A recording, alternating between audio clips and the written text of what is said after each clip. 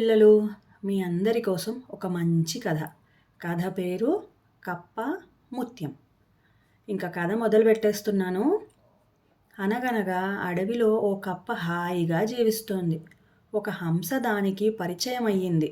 కొద్ది రోజుల్లోనే అవి ప్రాణమిత్రులయ్యాయి. ఓ రోజు కప్ప కొలనులో తామరాకు పైన తేలుతూ హంస ఒడ్డున నిలబడి మాట్లాడుకుంటున్నాయి. ఈలోగా ఎట్నుంచి వచ్చాడో ఓ వేటగాడు హంస మీదకు హఠాత్తుగా వల విసిరాడు. వలకు చిక్కిన హంస విలవిల్లాడింది. అది చూసి కప్పకు ఏం చేయాలో తోచలేదు.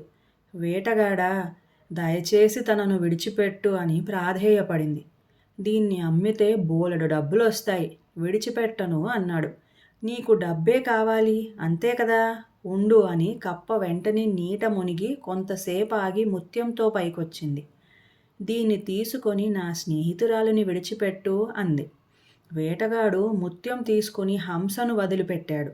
ఇంటికెళ్ళాక అతను చెప్పినదంతా విన్న భార్య, ఆ కప్ప దగ్గర ఇంకొన్ని ముత్యాలు ఉండి ఉంటాయి, వెళ్ళి అవన్నీ తెచ్చేయి అని చెప్పింది. దాంతో దురాశ కలిగిన వేటగాడు కప్ప దగ్గరికి వెళ్ళి, ఏయ్, మర్యాదగా నీ కొలంలో ఉన్న ముత్యాలన్నీ నాకిచ్చేయి, లేకపోతే హంసను తీసుకుపోతా అని బెదిరించాడు.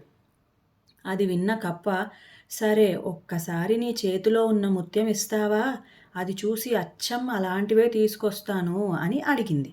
దాంతో వేటగాడు కప్పకు ముత్యం ఇచ్చాడు. కప్ప దాన్ని తీసుకొని పారిపోయింది. పోతూ పోతూ, నా స్నేహితురాలు ఎప్పుడో దాక్కుంది, నీకు మేం దొరకం, అత్యాశతో ఉన్నది కూడా పోగొట్టుకున్నావు, అనుభవించు అని అరిచింది. అది విన్న వేటగాడు, అయ్యో, ఎంత పని చేశాను అని బాధపడ్డాడు.